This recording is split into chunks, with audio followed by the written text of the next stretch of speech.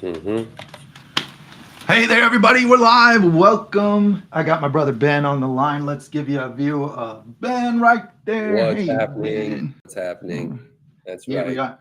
Oh yeah, and you can see me too down in this bottom right corner because I Mm-hmm. Your got my wildest comics. dreams have come true.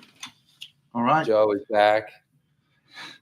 He's emerged from the clouds to paint you more pictures. that's it.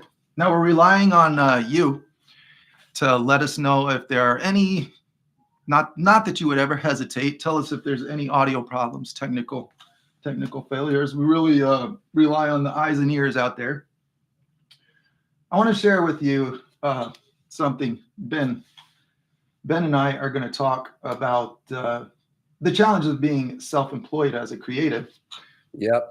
because it's something we both have in common. It's not Gonna because we are the demystify it. Gonna demystify it. very good. Yeah. Now, we're brothers. We've spent our whole life complimenting each other and fighting with each other. We probably have diverse opinions. You probably have different opinions on this. No, It we don't is a fight. We subject. don't fight. No, we don't. No, we don't fight. We get along always. I We get need to see along. your face while you say that line. Yeah, no, we have all the same opinions. Everything we want is the same, and coincidentally, we've always been on the same team. It's just weird. So I don't know. Yeah, we Some people always are get weird. along. Yeah, Always get along. It's really Hmm, strange. that's interesting. Yeah, yeah. So maybe we're gonna be useless today. Actually, I don't know. Yeah. Well, we have this in common that we have very stubbornly pursued self-employment as an artist, even when it wasn't going well. We've seen, I think the disclaimer here is we know how to make it not work as much, Mm. as much or more than we know how to make it work. Yeah, we failed a lot. We've failed a lot. Yeah. We know how to fail. Right. I think it would. You know what I think would be really enjoyable is while I'm painting this.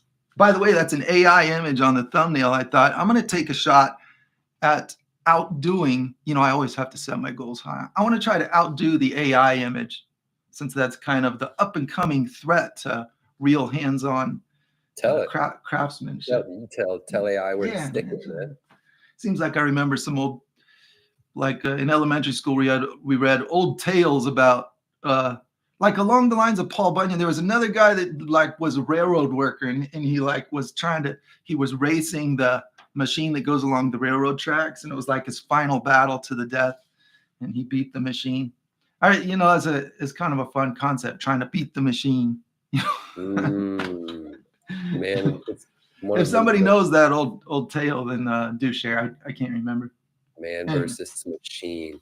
Hey, so speaking of machines, we're going to try and use these computer machines to look at your work. If you want to submit it and have it go out to the world, we'll look at it, and Joe will extend his thoughts to you about that. There's a link in the description of this video. That's it. Yeah. And you can just upload your stuff there, and we'll have a look at it. Word to the wise, this is a public spot, so maybe somebody's going to deface your work and maybe steal it, maybe say they made it, maybe an AI bot's going to crawl it and change the way it spits garbage out, because we can't be responsible for that. We can't be responsible. Yeah, this is what I love about water-based paints right here, Ben. This is what I love about. What do you love about water-based paints, Joe? I can just peel you don't see the live stream until like 5 seconds away, but I just peel off my mixing palette like this to clean. That is so satisfying to just peel off that. It looks satisfying.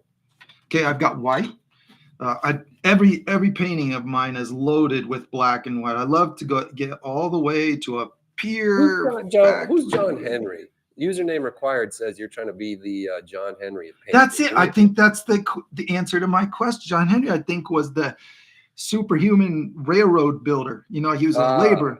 Yeah. I think that's the one. Yeah.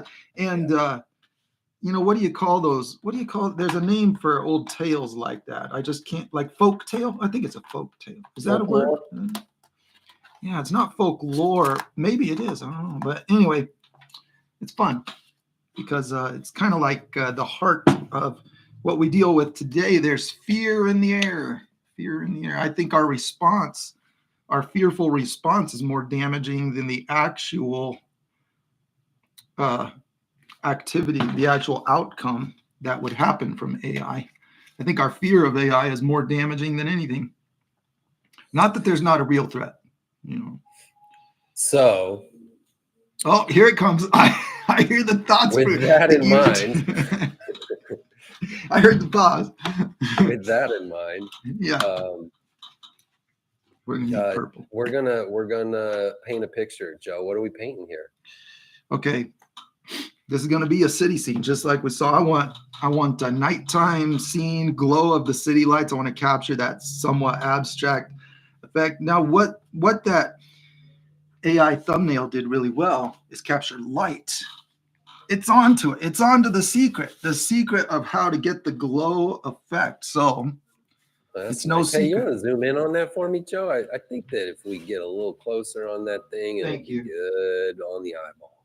Thank you for telling me that. That's important. And also, everybody in this chat room, I'm gonna be watching this thing while Joe's watching his brush fly across that canvas. So if you want to say anything, please do, and let us know where you from, where you chiming in from. Where? Oh yeah, good call. I love to hear where people are tuning in from. The internet brought you to us from this morning. That's always fun. Yeah, for sure. You know, I'm here in Southern California. Joe's in Arizona, the United States of America, here in the Northern Hemisphere, and we got some Utah, some Michigan. Hey, also up in the building, some Arkansas up in the building. All right. Some Houston. Man, I always remember when I used to want to say Arkansas so bad. I did a painting of Houston. Such a mental block for me to accept Arkansas as the way people say that. Oh yeah, because it has the S on the end, right? Yeah. Yeah, it's Arkansas. Everybody knows what K-N-N-S-A-S spells. That's it's especially confusing when we have a state called Kansas. You know, you're like, okay. It's messing with it. Yeah, we've seen that word before. Houston and Prescott in the building too. What up, Mavis? Nice, welcome. Okay, so what I'm doing right now is just a quick. It's abstract. It's impressionistic. It is working on a glow gradient, translucent glow gradient. So you're going to see me working from my. I'll go down to my palette here. Whoops, that's not the palette. My palette is going to work from my brightest will be the yellowest, not necessarily yellow, just yellowest. So I work from the white to the yellow to the orange to the purple, and between purple and orange, this is a great way to get reds that are not real extremely red. See, this is a red, but it's like a gray red.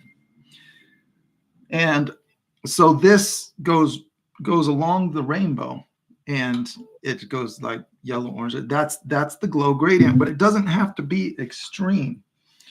It doesn't have to go from all the way from true yellow to true purple. It's the presence of that creates a very nice translucent glow along with changing intensity. So my yellows, my bright end will be the most intensely colored end. It's got to lose intensity as it approaches shadows. That's the goal. Let's see how it goes. All right. Also, welcome from the south of France. Nice. You know, there's some places in the world where like you can't just call them like South France. You know, it's always right. The south of France, or nobody really says like I'm from South Chicago. It's always from the south side of Chicago. You know, there's like a certain gusto to some locations. There's a way you got to say it. Yeah. You know, like maybe you should stop telling people that you're from Flagstaff, Arizona, and start saying, "I herald from the mountains." On the mountain. Yeah, exactly. Pines. Yeah, so that it sounds very, very romanticized. Yeah, exactly. Yeah, for sure. I'm going to add some. I decided I need some perspective in this. I'm going to put a subtle vanishing point. So see how I'm flaring these shapes. We're going to be looking down at this scene. So it's like we're going to need shapes you're doing here. Yeah, cityscape. That's it. Just like in that picture. So this is just going to be the layout. You know, we've only got an hour, give or take, to get this in place, but this isn't like a sharp detail piece. This is capturing a real specific pattern kind of a thing. So is there anybody out here, we didn't want to just like talk about nothing this whole time, though talking about nothing is what we do very well and spend most of our lives doing. You guys have given us a little bit of your morning here. So we thought we would talk about staying employed. Is there anybody in this room that's trying to find work doing their creative stuff? Because that's something that Joe and I have like forced ourselves to do because we were just so bad at everything else. I think it's pretty true. Yeah. I think we've both got fired from like normal, reliable jobs. Yeah. Most people could do just because. I lost money at the grocery store. As it turns out, there's thieves in the world, and if you don't lock up your till, money goes missing. Yeah. Yeah. So if that's something anybody's curious about, then tell us your curiosities. But if you just want to paint pictures and like, I don't need to sell my work, man. I do it for the therapy. Then that's a whole different subject that is equally exciting.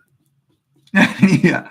Well, I think, Ben, you have the most compelling story of staying employed. Mine is a small town story, you know what I mean? And I'm sure people relate to that one as well. But says the guy that's on airplanes all over the place doing murals across the country. Thank you. That is true. From time to time, it's not super frequent, but that is true. But we're 45 years old now. It's definitely taken an ordinary amount of time to gradually build up a business. So it's not like I cracked the code and used some special formula. Just time, plugging away, making a lot of mistakes. But I think what's interesting is you left the small town to go be employed in LA. You came out of the little 50,000 person mountain town, said, I want to go make films. Yeah. And, well, I was a seed seeking fertile ground. It's quite a marvel that we live in a world, a developed world, and like a developed economy right now that offers these sorts of positions even as like a way to live. That you like in previous times, it was nobody's job to just sit around and be creative, and like offer something emotional. Like maybe they were painters and stuff back in the day, but I don't think these were occupations. I think these were people that were broke and right. If you're talking about I know what you're saying. If you're talking about trying to survive as a pioneer, trying to imagine someone sitting down, spending a lot of hours on their sketch pad while everyone's getting hungry and you're wondering what you're going to get out of those fields to eat. It feels less practical. More, let's say more primitive time, not more primitive people, but primitive times, less resources. Yeah. So the city is just a place where that economy is churning and there's lots of opportunities for all sorts. Jacob says he wants to know, he doesn't care about finding a job. He wants to make sure you're getting paid if we all sit around and watch this live stream. Thanks, Jacob. Thanks a lot, man. I appreciate that. I'm doing well. Jacob's like, I got a job, man. I'm trying to make sure Joe doesn't go broke. Yeah. Well, and Jacob, you could be a big help to, I think it's just something to talk about, to share nuggets of wisdom.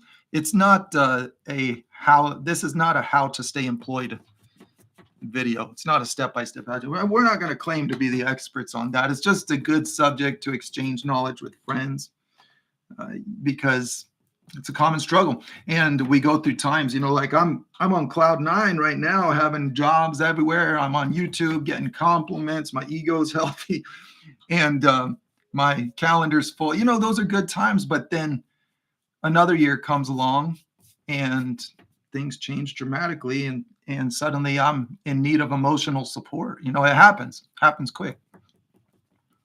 Yeah, it does. What's up, Ann? From Boulder, Colorado. Nice. See you up in the building. Colorado. Hey, that's not so far from our cousin Shiloh visiting Ben right now. It's pretty fun. Moneyjoe.com. That's got a ring to it. Song goes. This is financial thoughts from someone with no financial education. Yeah, exactly. Yeah. No, we're not sharing financial thoughts. You know, if you want to know my bottom line, it is getting living a satisfying, fulfilled life is what I'm after. Is my natural, it's a pure carnal natural desire. I want to be satisfied. I want to enjoy my life. And so I'm always after better ways to do that. You know, it's nothing super mysterious. And for me, I have just found that putting dollars as the top priority is not the way for me to find that satisfaction. It's a good side effect when it happens. Yeah, it's really just nice it's nice when what you're making matters to something other than yourself, I've found. You know, like it's nice when you can just have like a passion project. And I've done those. I've made little short films that were just about a thing that I cared about, that I knew about, that nobody else really cared about or knew much about. And it was very satisfying. But it was a vanity project, you know, and it was just an opportunity to play with the craft. But it wasn't anything that really people connected with so much, because, you know, you need to, if you want to connect with an audience, you're needing to consider, you know, where are they at? What do they care about? And close that gap, you know? Sure. I think I have a desire to see people be genuinely helped. I get a big thrill out of feeling like I genuinely helped somebody. I don't have shame in admitting that I just want to feel important. I want to feel like I've been used in a valuable way. And I do get a sense of self-worth out of that. You know, that's probably somewhat dysfunctional to get my self-worth out of how useful I am to others. But, you know, if we're being honest, it's a very natural desire that I have. And I'll go to a transition fair where high schoolers are looking for wisdom, intel on the job world they're about to enter. And, you know, the main thing they want to know from me is the algorithm, how to crack the code on jumpstarting that YouTube channel. And I have to be the wet blanket that says that's not the mindset that I'm going to help you with. Yeah. You're not going to be able to control that thing, and it's going to change, you know, and it'll spit you out in a second. And so it's like, you know, when you say not going to be able to control a thing, what's the algorithm? The algorithm. I see. Like, you know, like if your goal is you're misguided. You're trying to connect with an algorithm instead of connect with human beings. And human beings supersede any technological change. They supersede any. Ben, forgive me, but will you just tell me what supersede means? Sure, man. Yeah, it goes beyond it. In a sense of being greater. Are you saying it is a thing that goes beyond and matters more.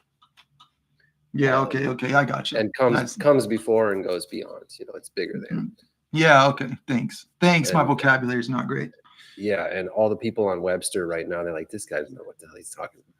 Sorry, let's focus on the intent.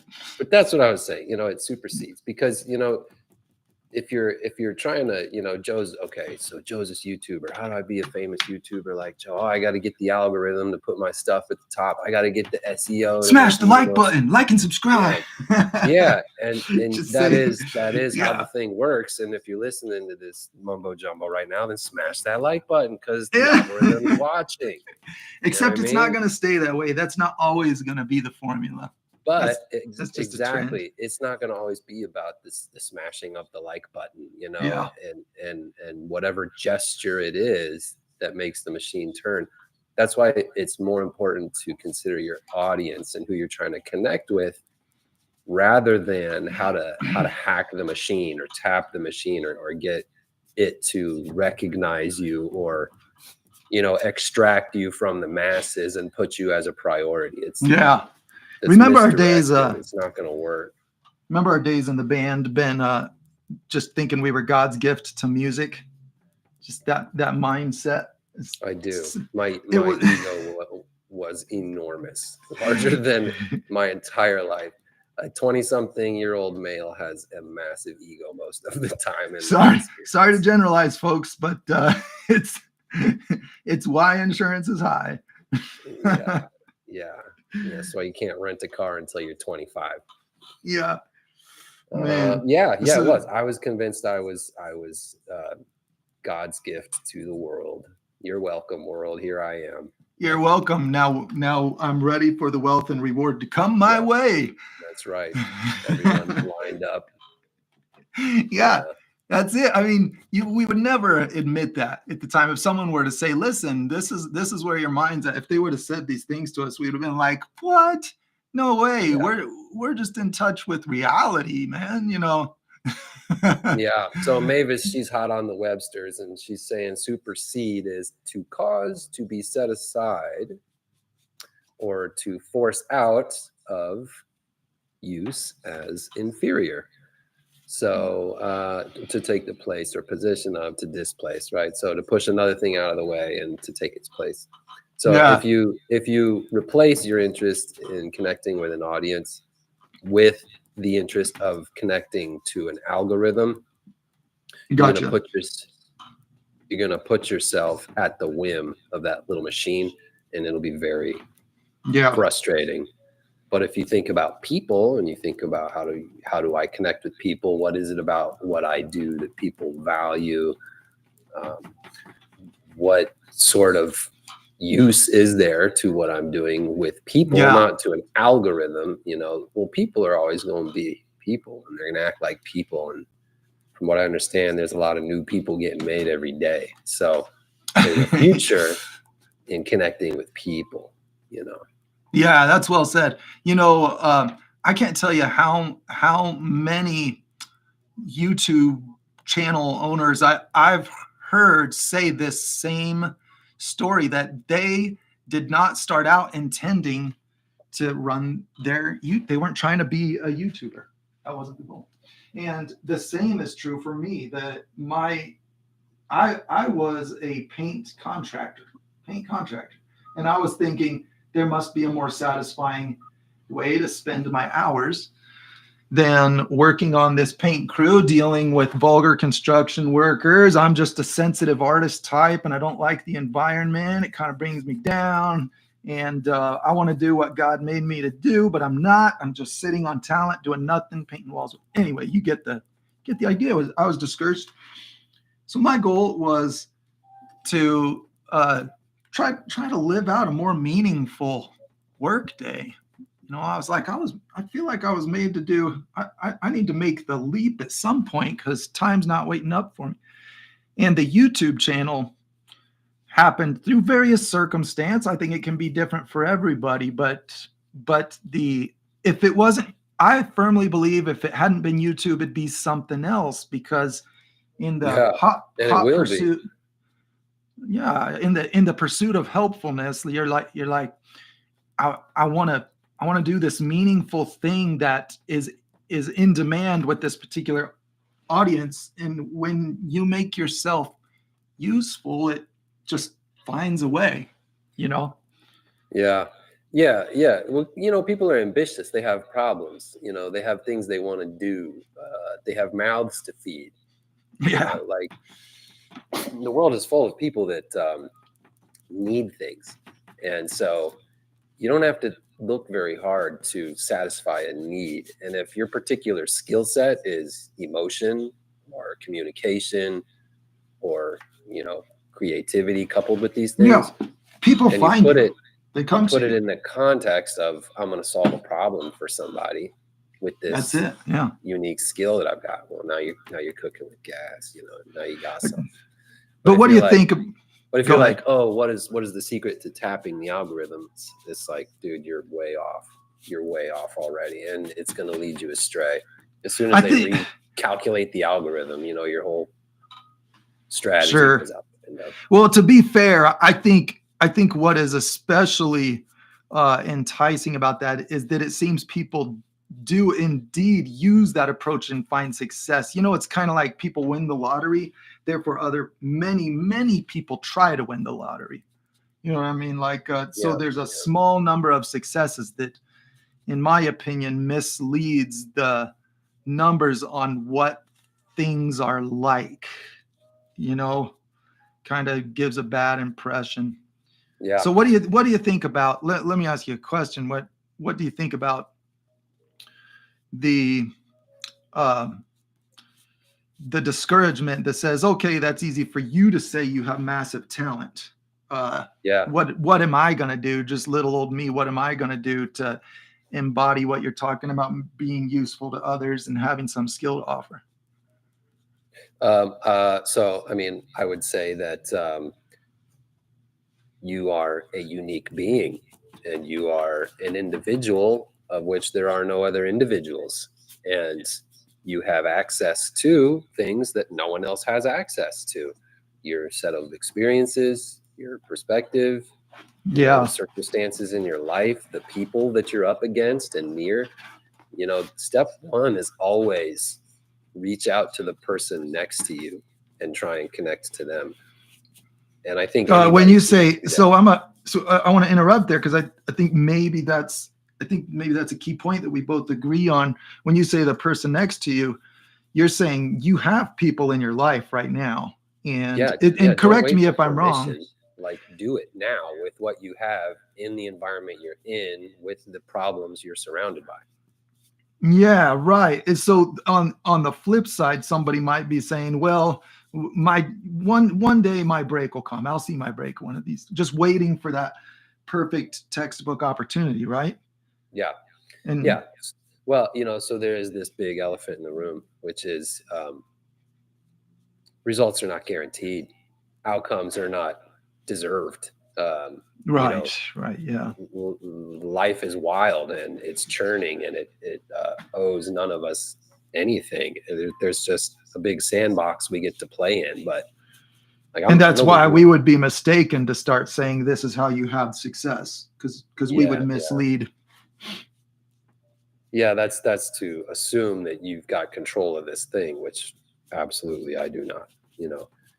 But what worked for me was when I was getting fired from jobs, when I was disillusioned and lost and not being creative at all, and wondering why am I alive and what's all of this yearning for inside of me to like matter and say things. Yeah. What worked for me was asking my friends if they needed anything, if they needed any video work, if they needed any photography. Like, that was my story was the same. I started with friends and family doing definitely subpar murals. That's how I started. Yeah. So real quick, Joe's on a little canvas there. He didn't put any gesso on it or primer, I don't think. I painted it with white house paint. And my advice to you is don't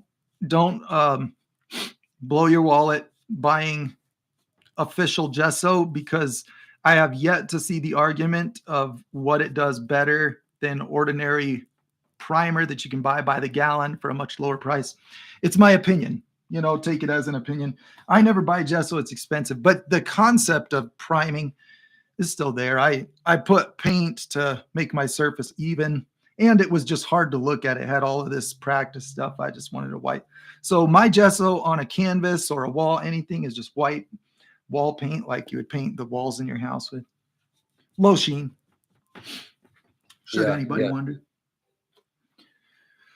Yeah, and I am seeing here that Leanne says true skill and talent should find its way to the light. That's her contribution here to the subject. I like that. I like that, Leanne. Thank you. Yeah, it's to me that is that concept of people are always on the hunt for that value, and it's going to get discovered. And then Mavis is saying that they feel that it's up to each person to take responsibility and discover their own direction. Sure. Yeah. Okay. So then, in working with that which is in your immediate vicinity, just to finish that thought, like, where do you begin? You're like, okay, so Joe's this great painter, and clearly it's easy for him to say, oh, just work with the people next to you because you're a great painter, and if you work with anybody, it's going to be great, and if only I was great, then I would do what Joe does, yada yada yada, right? Well, the reality is that Joe is not a static being, and he's not been like this his whole life. None of us are.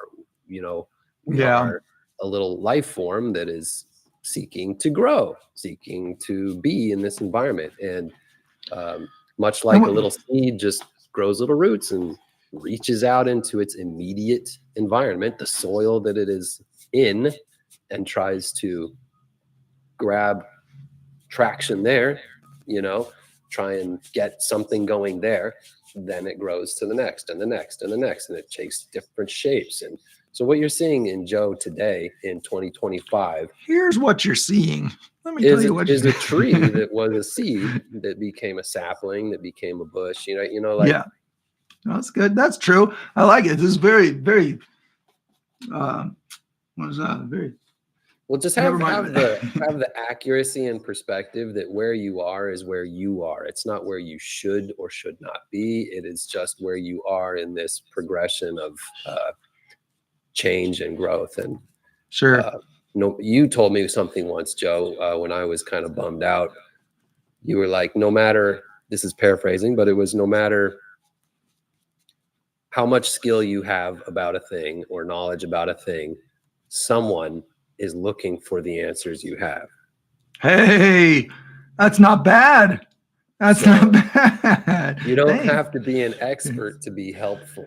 Did I really say that? That's really good. Yeah. Well, you say so much. Occasionally, something's going to come out useful.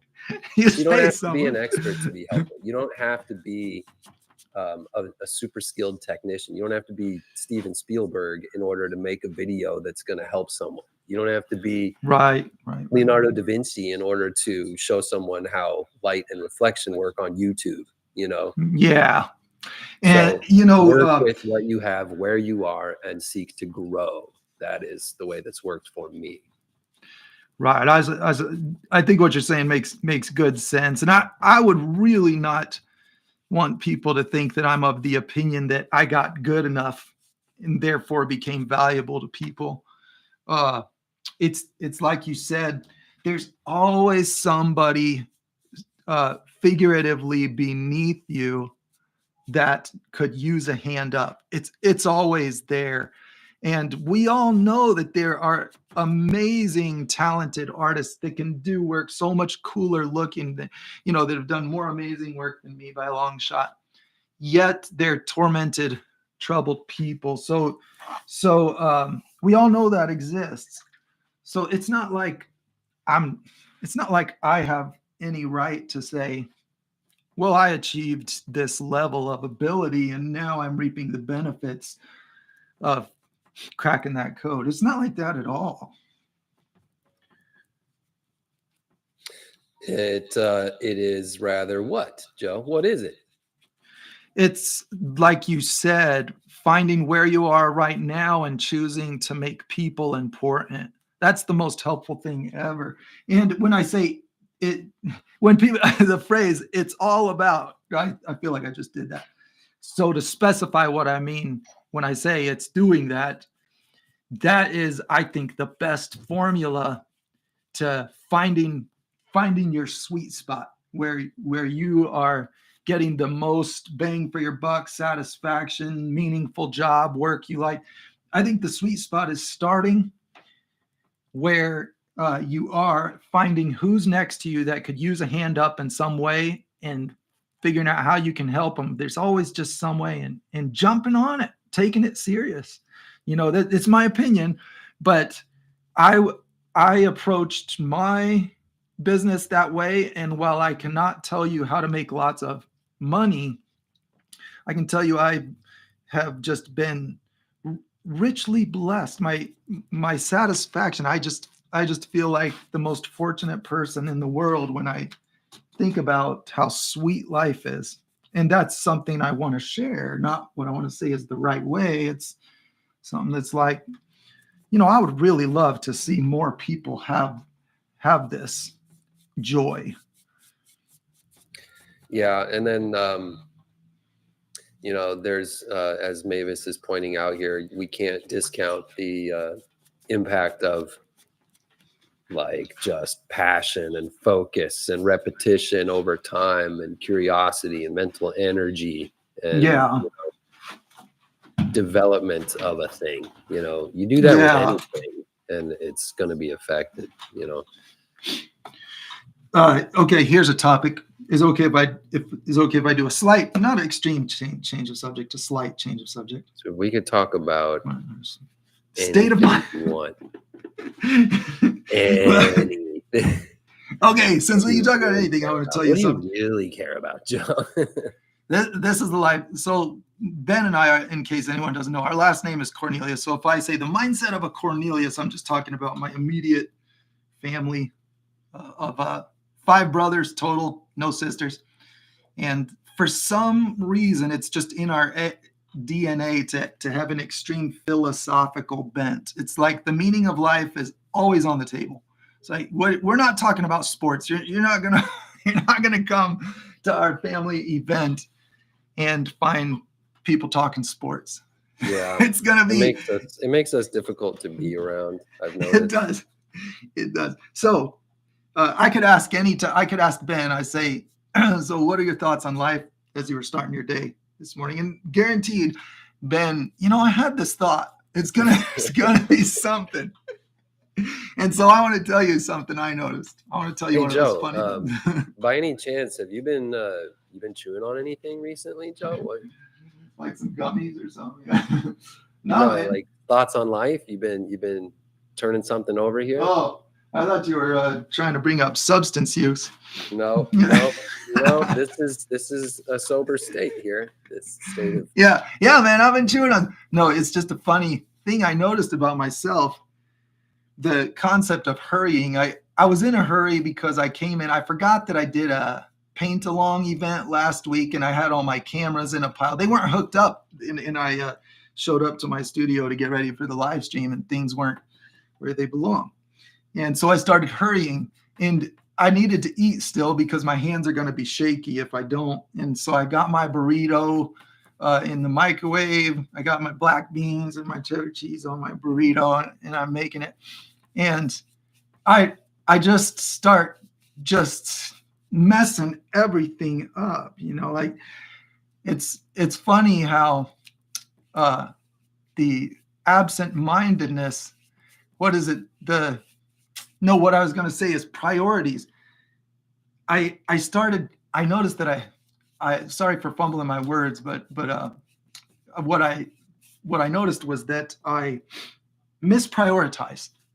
And that gets so bad when I'm hurrying. And what's funny is hurrying is trying to prioritize. You're like, hey, the priority here is this thing. So I need to hurry and make this thing happen. Your goal is to hurry so that you can get what's important done. But then in the process of hurrying, your ability to properly prioritize goes out the window. So I'm making my burrito, beans fall on the floor. I got like 7 minutes till the live stream. Not the beans. And, you lost the beans.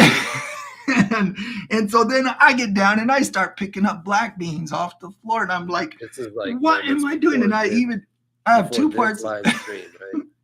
Yeah, this morning. And I got 2 parts of my brain firing. One saying, what is going on right now? Why are you on the floor picking up beans when your live stream's about to start? And then I got another part of my brain arguing, saying, because you're going to miss it later and it's going to be a mess. And it's not going to take that long. Just do it while you're here. And I'm like fighting with myself. And then I had to sit back and laugh and say, this is madness. This is just so ridiculous that I'm dealing with this. I should just leave everything on the floor Get it after the live stream, and your mind is so clear when you're relaxed. Anyway, that's all to say it's humorous how your ability to properly prioritize gets so wrecked when you're in a hurry. It's totally wrecked, and it defeats the hurrying in the first place. You know what I mean? Yeah. Well, Joe, I've got some thoughts about this. Let's hear your thoughts. Let's hear them. All right. Well, before I waste all of your time with that, I just wanted to welcome all you guys that are showing up now. What's up? What's up? Nice. Joe's painting this cool picture. He's got a cool sky going here. Thank you for that. And Pearl Mutter. The sky is awesome. Thank you. Thank you. And,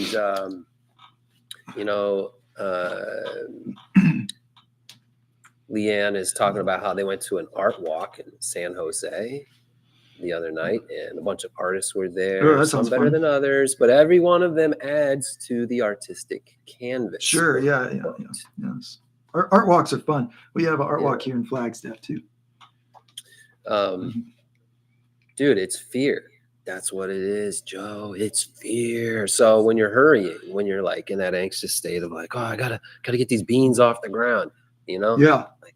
You're tell like, me what it is. There's this fear mechanism inside of you that's like, if I don't get these beans off the ground, then 7:30 is going to roll around, or whatever start time is going to roll around, and then these people are going to be waiting, and then I'm going to screw up, and they're going to hate me, right?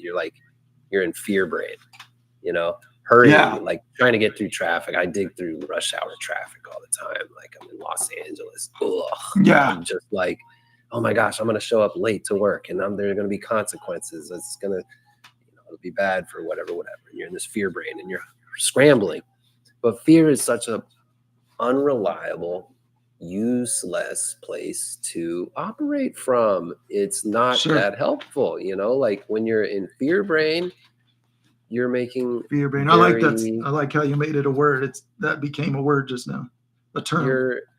I have to make it sound useful. Otherwise, yeah, that's good. I like it. What in the world is it talking about? It's also like with this work though, and creativity. Like if you're making work because you're afraid of what people will think if you do it some other way, or if you do it wrong, or if no one likes it at all, and you have all these like fearful motivators. Yeah, you're not going to do good work. You're not going to get those beans off the ground, man. Right. Or you might, but it'll be not what you had hoped. You won't have the ability to shape it. Whereas what is the inverse, in my opinion, is love. So operating out of a place of what do you care about? Like, why are you doing a live stream today? So I can connect with people. Okay, so while I'm cleaning these beans off the ground, let me just think about how I want to connect and be useful with people. Yeah. Now all of a sudden the beans get cleaned up, the live stream gets started up, the picture's pretty, and all this stuff clicks instead of that sort of like fear panic. So it's useful. It's useful to examine, is the fire inside of me one from fear or one from love? And tapping into the love side will create much more favorable results, in my opinion. And in my history, I agree with better results when I do that. I agree with you on that one, for sure. Joe, you got any tips on how to transition from a sunny yellow horizon, which you got there, to a blue sky without making it green in the middle? Purple. That's the answer. It's purple. Purple is the opposite of green. So you'll get gray when you mix them. Now, that's a tricky use of a word, opposite. But in this case, it's true in both the sense of mixing paint or light. It's the exact hue of purple being opposite to green. That's subjective. But when you mix a purple with a green paint, you tend to get a very gray blue. It'll kill green. And I'll use magenta a lot of the time. Let me show you my magenta. Show them, Joe. I'm gonna step away for 20 seconds here, Joe. You show them how to get the green out of that sky. Yeah, you bet, man. I got it. So magenta or purple, these two things. I can make a purple with magenta. This is more pink. This one's my purple that I'm using. Either one will work. It's the anti-green. And so with paint, blue and yellow will always make some shade of green. And for that matter, a black and yellow, when you deal with anything that resembles a black or a blue, has those colors, when you mix it with anything that is on the bright yellow side, it leans so much further toward green than natural light does. When we look at light outside of our window, we see blue light mixing with yellow light making gray. And so this video is not about all the science of color, although that's great content. You can look at a lot of videos I've made on that. But the answer to that very valuable question is that just adding purple in that transition area is the exact way. So let me do it real quick to demonstrate, because what's an explanation without a demonstration? It's not that helpful. So let's put a bright yellow ray of light right here. Not ray of light, just a burst of light. It's yellow. Now, if I hit that with blue, it's going to be so green. So let's put some blue sky up here. Yeah, we're not trying to make that. Now, maybe your painting calls for it, but mine doesn't. So I'm going to take this purple right here. This is the anti-green, and this is how you make paint look like light, is when you're blending from something in that family of yellow to something in that family of blue. That purple is going to take out the green, and you have to find the balance of where to put it. If you carefully target the greenest areas, I can see I've still got the presence, a tiny bit of a presence of green right there. Now I could have used the magenta and it would give me a bit more of a result, like a warmer, redder result, but nevertheless, it'll get rid of the green. So once that purple's in there, transitioning to the yellow is no longer going to produce green. But I might further want to implement my translucent gradient, so I might need more reddish hue than what that purple can offer. That's why I have the orange in here. You know, I want to go to this next. So as a general rule, if you want to make this kind of cool lighting like we see in that AI image that I am using as just an inspiration photo, the AI image, that look is done this way. You can get your goldest color, and then you have your more orange hue. And then as you move from that more orange hue to your blue color of the sky, that's where you're adding the purple. And if you overstate that purple, it can have a real exciting, magical look. I personally love that look of, like, up in here, these, you know, I like to pump up that purple because it just kind of has this magical vibe to it that I like. Hey, that's dude, so what gives? Why aren't you on SuperPeer anymore? Skillshare, if you're familiar with Skillshare, they bought it and then closed it. And so nope, there you have it, Camila. In a nutshell. Business. That's it. Business people doing business. That's exactly what it is. Business people doing business. It kind of looks like, in my picture, like there's a lake in the foreground, and I'm not going to be one-upped by an AI painting water. We're not going to do that. No, we're not going to let that happen. Might have to change the description of this video from unhelpful thoughts on staying employed and competing with AI. yeah, exactly. We're going to put some dark nighttime water in our scene right here. Hey, guess what, everyone? There's a link in the description of this video where you can upload your own work and share it. Oh yeah, we'd love to see it. And with the world. And that's the important part, with the world. If you're wanting to do that, then please do. And Joe, whenever you want, man, we can have a look at some stuff. Yeah, we should do that. Yeah, I've got a few, you know, I'm going to capture, I think the priority in this picture is first capture light, then the light causes the imagination to start filling in blanks. And that's when it's important, you know, just to communicate before I pull off this and start looking at pictures. The imagination starts filling in blanks when it sees light. When we see light, it's like, oh, there's stuff going on. And I'm going to go down. I painted all that dark color. I need to pull down so you can see what I'm working on. I want to put a lake down there. Well, you know, an abstract impression of it. So a point that I want to make here is that I use imagination as one of my tools to pull from. You know, it's like imagination, your imagination as the viewer is what I'm counting on to help me. I don't always succeed, but that is the intent. I'm going to rely on your imagination to tell you the story that I'm hoping for, that there are buildings down here and that they are making these shadows and that light is coming from down low in the city where all the lights are, and there's a translucent glow, and that's the gradient from the yellow to the orange. It's all patterns. And I'm just getting patterns in place that are known to tell you a very particular story. These patterns are known to be perceived, you know, known as in you got them stored in your memory from looking at planet Earth and the way light works.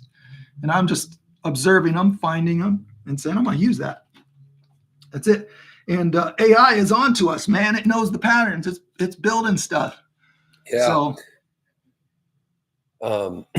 So that is kind of, you know, in action what we were talking about, which is creating stuff for your audience, for a person, rather than like because of fear, because, you know, you're talking about you're talking about their imagination. You're talking about painting something so that their imagination is going to do work. Well, you're asking yourself, not what do I think is a right way to do a building or a scene of buildings. You're asking yourself, how are viewers going to respond? How are people going? What's their brain going to do when they look at this?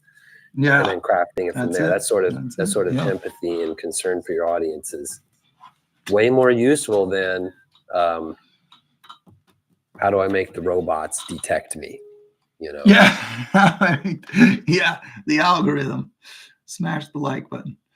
That's it. Yeah. So, you know, I'm putting a human signature on it. That's something you have to remember is no one's going to miss me. No, people are going to miss me when I die. I almost said no one's going to miss me when I die, but I misspoke. I was going to say, what I'm meaning to say is nobody's going to miss my painting skills when I die. No one's going to be saying, oh, I wish that I could watch some skillful painting right now. They'll only miss that because they miss me as a person. They miss my company. My family will miss my presence. My 9-year-old would miss being worth my time, is what he would miss. Just me watching him jump on the trampoline, me jumping on the trampoline with him.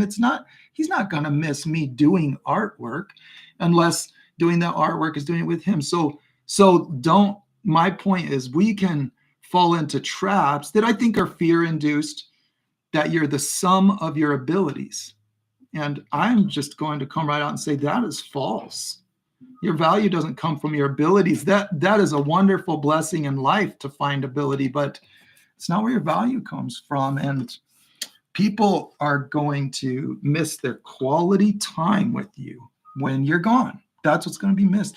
And so I like we've been talking about, I think it's my opinion that I stay employed. To sum up our subject, I think I stay employed because I try really hard to get to the heart of what every client wants. And right now my clients are higher end skill level clients because that's what I've worked up to. But when I started, that's not what it was. It was simpler stuff for a simpler artist.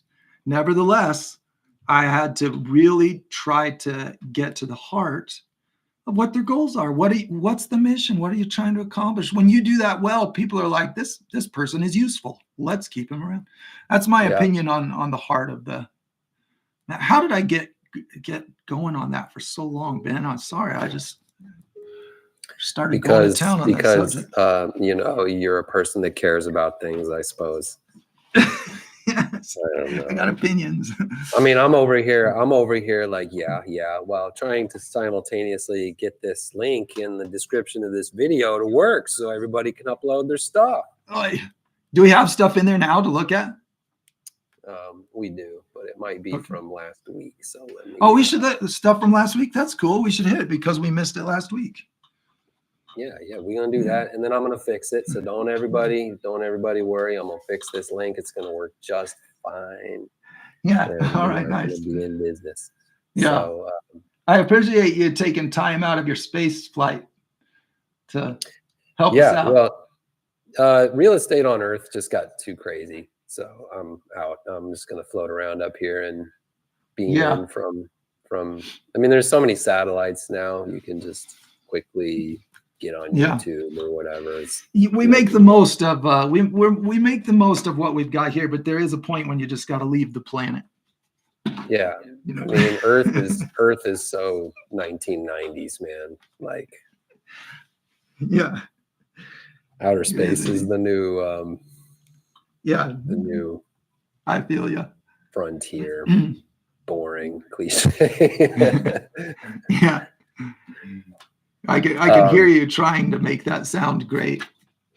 Yeah. You see, failure abounds, you guys. Failure in every direction. Failure abounds. Yeah. Okay, wait. So is what's not working at the moment with that folder? Well, I'm pretty sure that the link we shared has the wrong permissions, so I'm adjusting those permissions. Oh, are you able to log in? Thanks for doing that. Sorry. Gosh, I wonder. Hey, but the good news is you guys are going to be able to do your stuff. Somebody hacked it is what happened. Somebody from the last live stream got in there and said, public folder, huh? I know what to do with this. Not cool, man. Don't be hacking stuff, you guys. I know just what to do with this public folder. So I'm going to implement, just a quick change of subject, talking about the painting. I'm going to implement atmosphere in this. So all I'm doing is using my translucent gradient again. I'm going to make building colors that are closer to the sky color just to add atmosphere. But on my way to the sky color from these deep blue violet tones, I'm going to add so much red. In other words, orange, because orange and purple makes a dark red. I hope that's crystal clear for everybody. I just now heard myself talking and I was like, this is not especially clear. But you can see visually, I think the important thing is visually it's so much more red. There's always more than one way to get to a result, but visually I'm adding atmosphere, and this is a very glowy atmosphere. So I'm adding all of that bright orangey red color to it to make my most distant things there. I'm going to put maybe a little more yellow. I can just, because of the style of this, there's no stress on coming back and going over layers. It's like, okay, it looks like maybe I could have a few more of my little yellow. Notice I flipped my brush over because it seems like that point of the brush does a good job of putting a square at the point end and kind of obscuring and fading the other end as I'm always, every project is a matter of figuring out what angle of the brush is going to best put the shapes on that simulate the pattern I'm after. And I'm always after a pattern. It's the way I paint. I'm always after some kind of a pattern here. So I'm just looking for some bits of gold light coming through there. Now I want a gradient that goes darker purpler as it goes this way. And then I'm going to come down here and start doing reflection on the body of water. And I think we need some streets. Boy, we got work to do. Let's put some more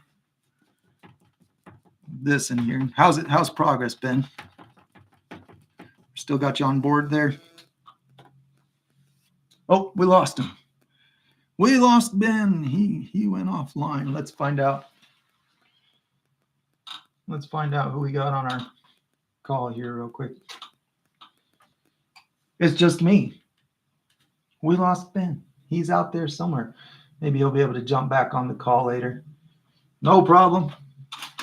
Let's work on this gradient. So I'm going to put this orange. I'm going to go to yellow.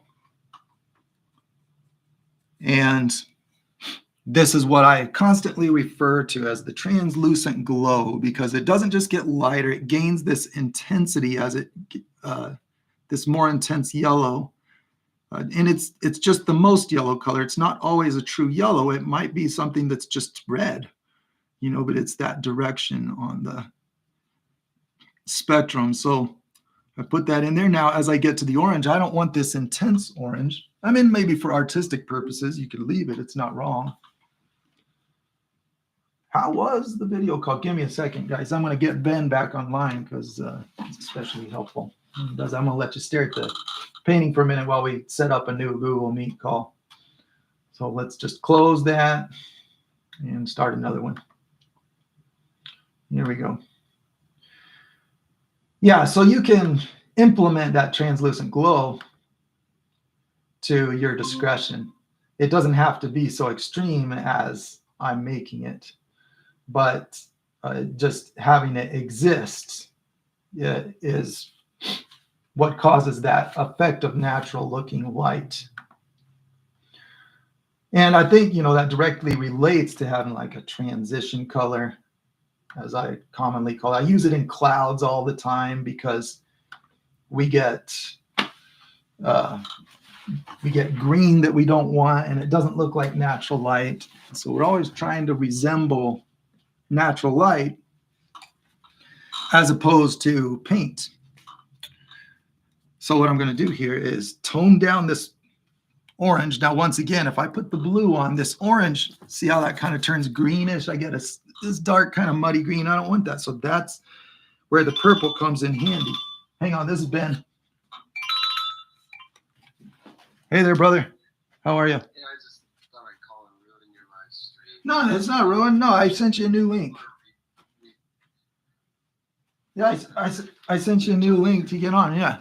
Yeah. Yeah, you can get on the live stream. It's no problem. Yeah, so it should be in your inbox. I just started a new one. Okay. Good. Just call me back if you don't get on. All right. Okay, see you. All right. Oh, yeah, there he is. I hear him beeping. Okay. Let's see here. There he is. I see him. Let's let him on. Oh. You know, you're in space. What are you going to do? It's not like there's no liabilities. I thought it was going to work out. They told me the internet was fine up here. They lied. Yeah. All right. We're just painting. What I miss? Boring stuff. I was talking about how to add that translucent glow and whatnot in my cityscape here. Boring art stuff. Okay, cool. Well, I have that link in the description of the video so you guys can give that a shot, upload your stuff there. And Joe, you can have a look, see if you wanted some stuff that people have uploaded already. Yeah, all right. I'm eager to see it. The problem is I am just absorbed in my scene here, and I need somebody to grab me by the hair and say, stop. Okay, we're going to stop now. Yeah. It's not important. Prioritize. Prioritize, man. All right, I'm looking at your screen. You understand? Are you going to share your screen? All right, cool. So check this out. First up, what we got is this thing, which is, you know, this cool like Route 66 kind of a thing. Oh, this, that's a legit mural. Nice, man. Sweet. That sky. Look at that sky. Ooh, I like the classic perspective on that road. You know what? It's such a hard thing to do. Vehicles. There's a lot of smooth edges, lines, gradients. That's a tough thing to pull off. Nice. Yeah, this one here by Michael. Good. Route 66 nostalgia. That's a big deal here in Flagstaff. This actually looks not too far away from our town because I see the Ponderosa pines in the background. I'd love to know where that is. Yeah. Look at that. Maybe somewhere along Route 66. I'm not sure. It's got to be west because I see those pines. Yeah, yeah. And then we also got beautiful work. Love that flag. Another piece here by Michael. So he's okay. That's cool, man. Some cool mural work here. Yeah, I wonder if there's a way to and then Jay is there a way sent some flamingos in here. We got some flamingos doing their thing. Beautiful. Look some J-mingos. So cool. He calls them J-mingos. That's pretty. Dude, pretty I love the Jay. Soft gradients on those are beautiful, man. I love the blending. That looks very feathery. I always appreciate when a texture we're familiar with is successfully achieved with paint. Those really like resemble feathers and not just the colors of the feathers. It's nice work.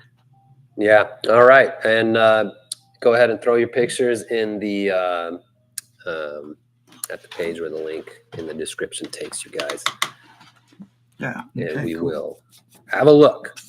Nice. All right. In the meantime, I'm going to add some detail to this. Okay. So when you've got patterns are a wonderful thing. And patterns are your best friend when you're in the business of trying to render some kind of reality, figuring out what the pattern is that makes us perceive something is. That's where the magic happens. So here's what I'm going to do. I'm going to work from my darker color to my lighter. So I'll start with an orange. I'm going to go like this and make some streets. And here we're going to make some city streets. Let's go. I'm thinking about the angles here. Let's make one that just kind of, here's an already light spot. Let's just go like this. That's going to be a street. It's orange. Let's widen it. Let's go like this. Okay, now I'm going to put a bright glow in there and go like this. Pure yellow. Lots of light on the street. Okay, let's make another one kind of crossing 90 degrees in perspective. Let's go like another street right there. Just cut right through the stuff that's already there. We don't care. Like that. Put a bright yellow inside of that. Now I'm going to put bright white inside of that yellow. Inside meaning like over the top of the same place. So let's make some bright light. That's going to look like bright light because that gradient going from the yellow, the white to the yellow to the orange exists. Such a handy thing to have in your bag of tricks. Okay, let's put another one in here. How about one right here? Let's put another street right there. Like this. We're going to do some brighter. Like this. Right here. How are we doing? People turning in any work there, brother? No, they're running away. Yeah, okay. They're running for the exits. I don't want to do that. I like that. Yeah. They're like, No, check this out. Actually, on the contrary, this is a cool one. We got some good colors popping over here. Look at this. Ooh, I like the underwater cut, like an aquarium cut. Ooh, man, that is nice. Yeah, that's pretty slick.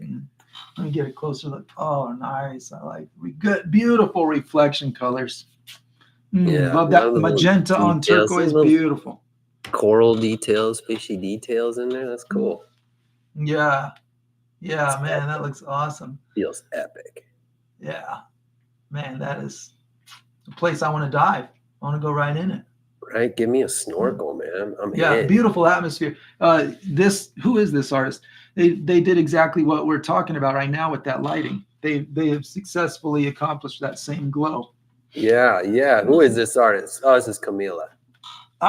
Beautiful work, Camila. Yeah. I'm familiar with Camila. Yeah. All right. Thanks for sharing that. Thank you. That's beautiful work. Okay, I'm gonna make a darker purple or building color, and I'm gonna go right up here. Oh, sorry, I was down here making a darker, more purple building color. Then we go up here and we go junk. That's the noise. Dun, dun. I'm putting it in this little city block that I formed, like this. You just start with an idea. It's no problem to like change and build this picture. Yeah. Do I you added those things in. begin your paintings with like an idea of where they're going to go or where you want stuff to go, or do you I just do. like wing it?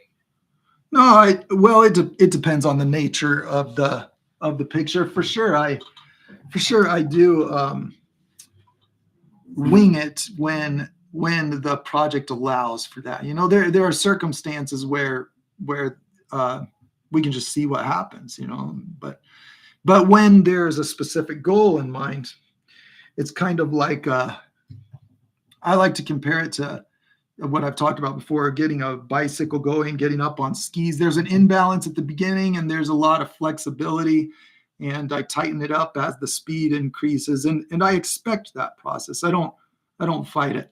You know, I start have somewhat of a soft start and work my way into the stricter mode of establishing the exact style that I'm after.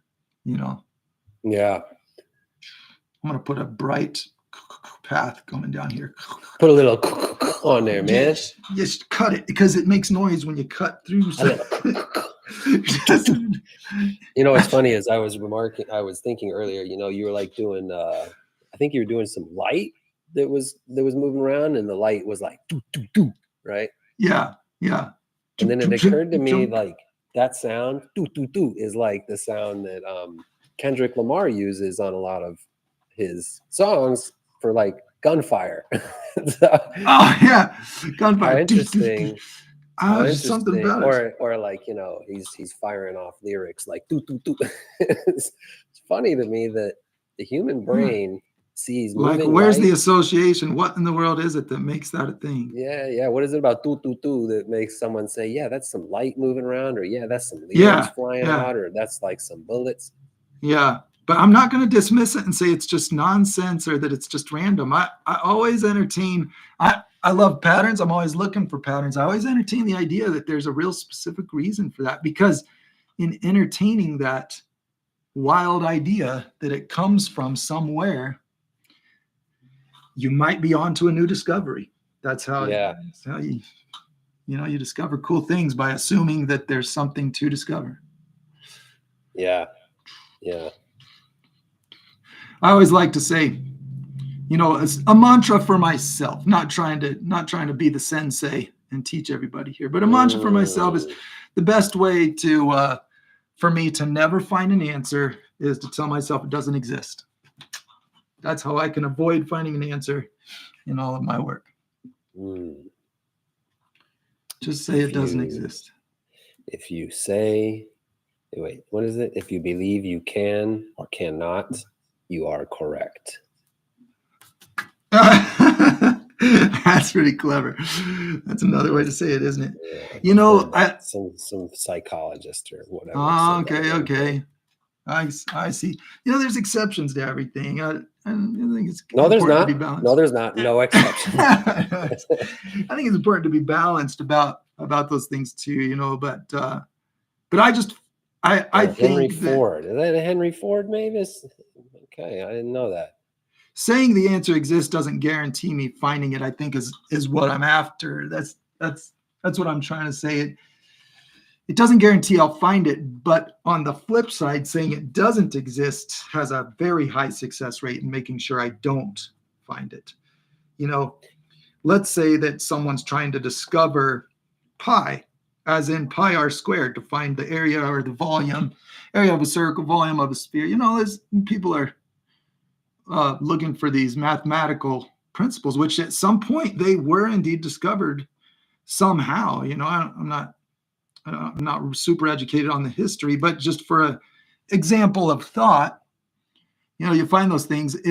If you say right at the onset, you're starting to feel like maybe there's an irrational number that is the key component of finding these strange organic areas. We can't seem to find precisely calculated edges and corners for these shapes. Maybe there's an irrational number that can commonly be used, and then if you have it in your mind already, irrational numbers have no use in math. If that is your gospel truth, then you will successfully avoid finding that answer. Because at the moment that you realize that you're considering an irrational number, I like that it's called an irrational number because it fits my example. That's an irrational number. I'm not going to believe it. You see, that's what I mean by to guarantee not finding an answer. Simply convince yourself it doesn't exist. Yeah, and Mavis adds, when you think you know the answer, all creativity stops. Oh, that's a good one. I like that. It's an interesting way to look at it. Yeah. And then what up, Farah P from OC, California. Nice. Repping from just down the coast here. Cool. Oh, yeah. Not too far from Ben. Yeah, that's just down the way here from Long Beach. Some clouds have blown in. You know, we had a lovely day. Oh, yeah. You got some weather there. That's cool. Yeah. There's moisture coming to the southwest of the United States. And, no, we need in this. Sorry. Yeah, what do we need, man? I was interrupting you. Sorry. We need something unexpected. You know, I want to have a street that goes like this. I want it to go like that. It's got to make that noise because it's. Yeah, man. Blow it up. Hit him with a curveball. Let's get out of this box. Let's go like that. And then we're just going to put yellow in there. We're going to do these little downstrokes, you know, like make it feel like it's part of the picture, got that same texture in it. Orange. As it goes up to the tops of the building, it's less illuminated than down by the street where all of the employed people are. Yeah. In our paradise city. All the employed people, where do they all come from? Is that a real song? It's a little John Lennon. Oh, really? All the lonely people. Oh, I see. You were spinning. Where do they all belong? Yeah. Okay, cool. Anyways. Putting a street going right across our I think we just realized why my music career didn't work out. And I wanted to bring your attention to some more artist submissions. Okay. And then we're going to do reflection on this water and call it. Man, I feel like we've been at this for a while. It's not. It ended up being not quite as quick and easy to try to one up the AI as I suspected, but we're still working on it. We're going to try to make something that people would be more likely to buy. I would say they'd already be more likely to buy it because a person made this one. Nobody's trying to fill their walls with AI. Hey, it's a crying shame, says all of the paintings in the link there that we're viewing them in are awesome. Amazing. So good work, everybody. Joe, do you want to see what It's a Crying Shame thinks are amazing? Oh, that's an actual username. Man, I got to get used to hearing that. Okay, wait, I want to show you one cool thing, and then we're going to get to that. I'm sorry. I'm on it. I got momentum. I'm going to get over to that. Okay, so what's the cool thing, man? What do you got? I just want to use a little bit of, just imagination, using the imagination to my advantage. I'm mixing a color here that's just like a lighter roof color, facing up toward the sky a little more. And I'm just going to go like this. Watch, see on top of this, just a little junk, just a little dunk, dunk, dunk, little bit of light to make a tall building, and maybe we can make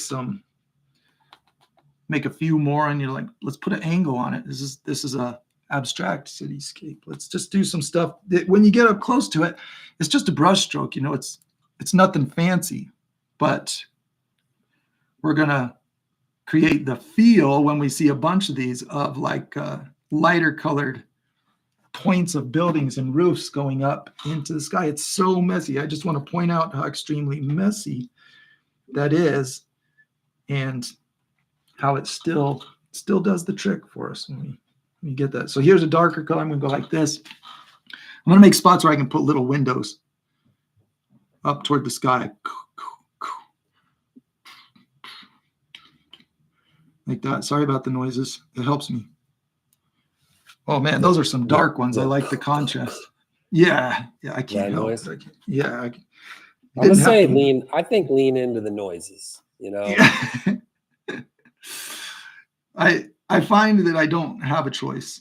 I lean into is if I don't make the noises, then I'll be suppressing. You don't know how it works. You don't know how it works. And how are you going to paint it if you don't know how it works? Let's look at some artwork here. All right. Yo, check this out. Here's one from Jacob. Your sidekick's doing a great job. I just want you to know your sidekick has been on the job. Keeping a lookout, you know. Yeah, focused on the job.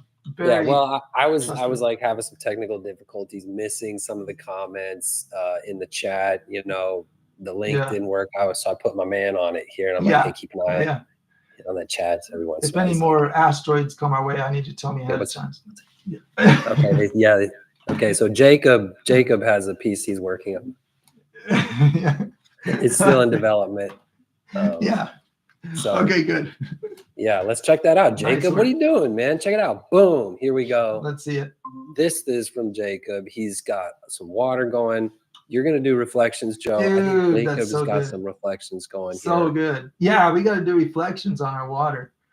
Yeah, this is a work in progress here. Oh, I like that. Nice job with I especially, I'm going to move my mouse around. I really like, it's not by any chance possible for you to make your window bigger, is it, Ben? Is that possible? Impossible thing to do. You're sharing your screen. I wonder if we could like. Oh, hey, hold on. Is that helpful? That's bigger. I just did full screen. Okay. Awesome. Yeah. Beautiful work, Jacob. I love this dark shadow in contrast to the lighter shadow. This is something I like to talk about a lot. You know, it really gives it that natural 3D look. This is like facing up toward the sky. And then this is blocking more light. Good attention to the value relationships.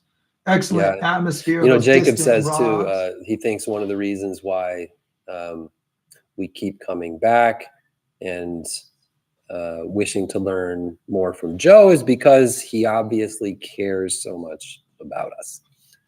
Thanks for saying that, Jacob. I appreciate that. Now what we talked about before the show is I'm going to make good on that. Copy that. All right, next up. And then we got just playing. We got this thing over here that I wanted to draw your attention to. What is this? Oh man, look at that. What is this? That's a happy place to take off your shoes, throw your arms out to the side, and spin in circles. That's what I'm thinking. While you look up and leaves fall down around you. Yeah. So Rosemary crushing it with the aspen scene. Beautiful. I love that, man. That's so good. Yeah, warm. I feel warm and happy. It's really nice. You know, I'll tell you something that can really so you see how you've done these darker colors in here on these aspens. That leaves you room to highlight the edges. So like this little aspen tree, you can see it has a highlighted edge on it, a beautiful thing on these. So when you're doing scenes like this where you're doing a lot of an object that's white, I'm just now seeing this as 3 canvases. Awesome. How cool is that to hang? So a trick you can add to not criticizing your work, just in effect that can be added at your discretion is making your whites not quite all the way white, just like this one on the edge, because it leaves room to put those beautiful pure white highlights. You know, you get that. I love the way that looks. But again, that's not meant to be as a critique of this one, just pointing out an effect that I think is super cool on this subject. And you did it nice. I love how you incorporated that. And it feels like the shadow just takes me in. So 3D, like they're good job with that red glow kind of enveloping the whole picture. That's beautiful. Yeah. And then here's another one from Camilla. Oh, nice. That's cool. Repping some I like that picture. Water stuff. We got some Skittles up in this one. No, those are colored gemstones. Colored bubs, gemstones. That's what I'm thinking. Colored translucent gemstones. It's very dreamy, you know. It's like I'm having a dream where magic. It's all the Skittles I want, and a pirate ship is ready to take me away. Yeah, maybe jelly beans. The moon. Jelly beans. This is nice. I like the curl coming over. going over that. It makes a noise, of course. Whoosh. Yeah, it makes a noise, of course. Yeah. What are you, crazy? Yeah. All right, cool. So I think that we have seen our submissions here, you guys. Zoom, zoom. Okay, Yeah. let's go back to camera 4. Zoom. Back. Whoosh. Yeah, I can't help Who it. needs fancy transitions? We make our own. Here's what I'm going to do all over this. Here's the next thing you do. You mix a color. Now we're just doing the stages. No blending necessary. We get a light orange. These are going to be little window lights throughout the city, and they can just be dots going across all over. We're just going to go like this. They can be crooked because this is like a very impressionistic, abstract scene. Just putting little dots all over. We might even put like a light touch that just puts it in rows. Who knows? Like that. Okay, then inside of those little things, we do another color that is the yellow. See, so right next to it, I go to my yellowest, brightest white color. See this? And now I put that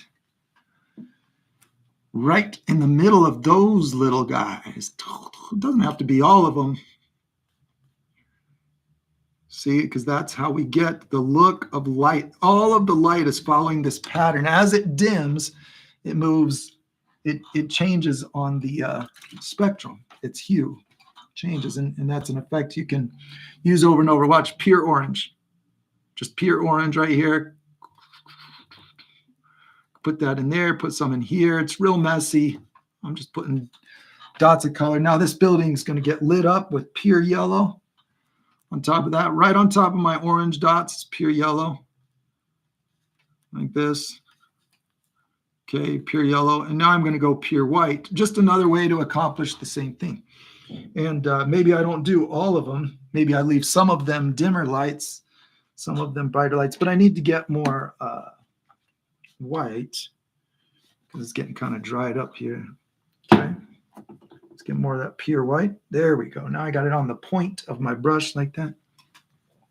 And we go dunk, dunk, dunk, dunk, dunk, dunk, dunk. See, we don't need to be accurate. We just need that pattern to exist. We just need that. And then we get lights in our city. Once, I think that's the thing that is like it seals the deal. It's like, yes, that is a city now. Now that is a city because you can see the little lights. I heard something provocative the other day I'm going to tell you about. Okay, let's hear it.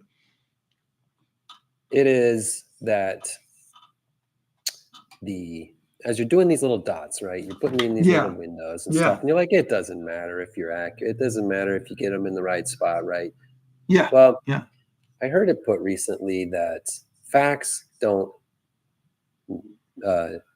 not necessary to tell the truth. And I thought, well, that's an interesting thing to say, right? We want to lean so much on facts and get stuff is that right. True? My first question is that true? And yeah, exactly. Is that even true? But you just exemplified it, right? The fact of the matter is, no, those windows are not there. Those windows are not those weird slanty little shapes that are perhaps misaligned and maybe not even that color. The fact is windows are not like that. But the truth is that this is a little scene with these buildings with this little bit of life going on, and there's some window light popping out, right? That's the truth. And so that's the truth. Yeah. It's all right. It's useful, I think, to loosen your imagination. I even said something to somebody just this morning. I pulled out some Mark Twain and I was like, well, don't let the truth get in the way of a good story. Oh, nice. Good saying. And, there's just a lot of liberty and potency when you accept your role as the storyteller. And interesting. And, shape it. Yeah. But seek to be honest and truthful in what you're saying, like you've got these light schemes are truthful, like this is how light works and all that. Yeah.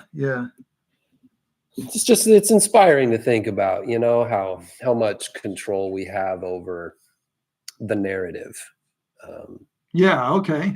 And how effective it is to just get the story straight, even if the details, the little particulars aren't imperfect or quote, incorrect, you know?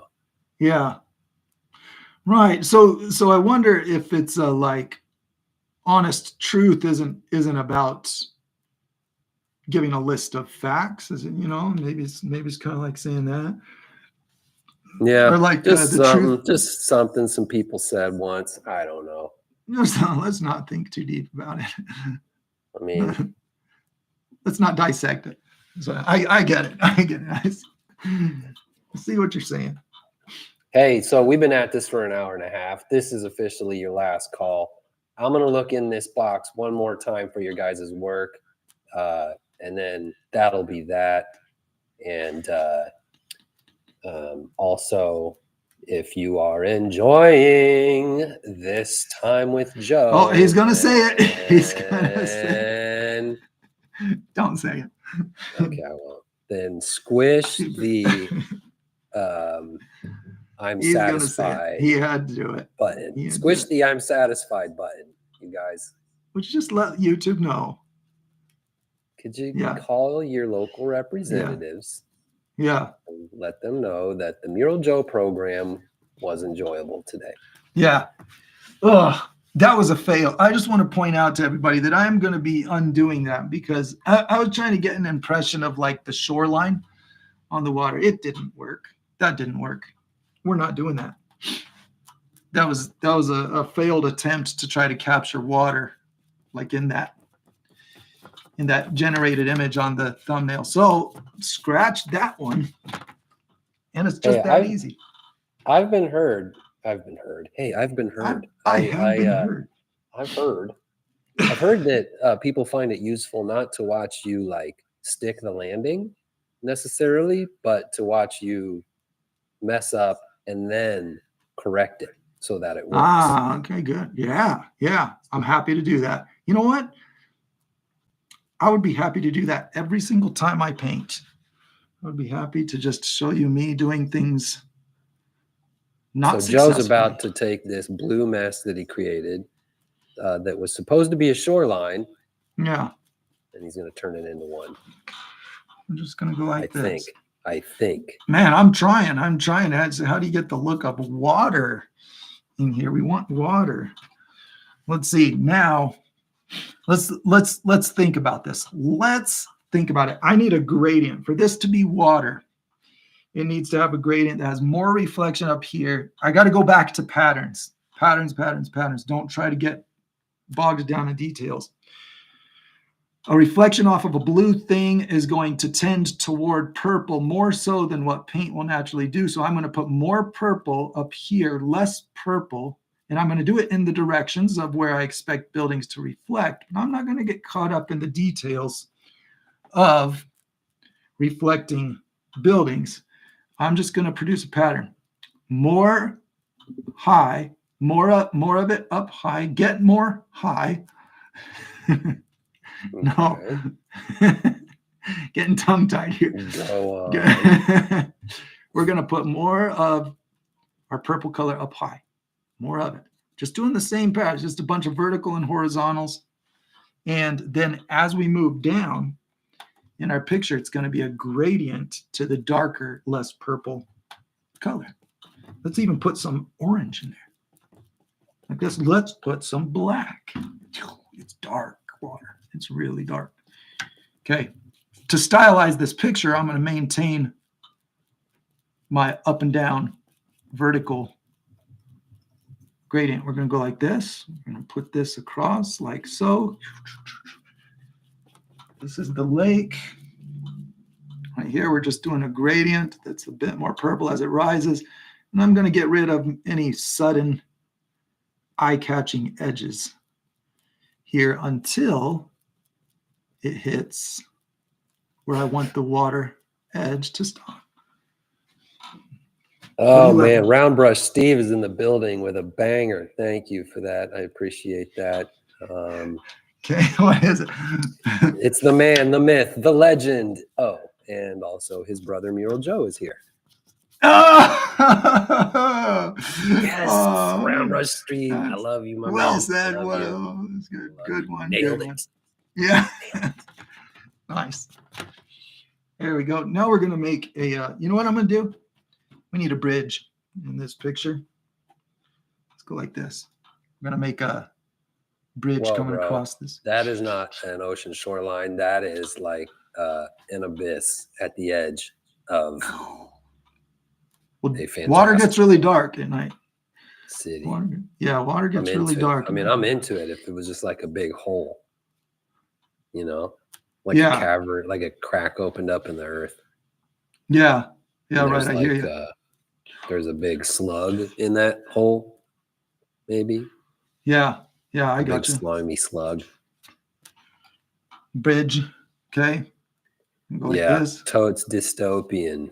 Round Brush Steve noticed not a tree in sight. Ooh, man. Good observation. Thank you for pointing that out. This is like LA in another 10 years.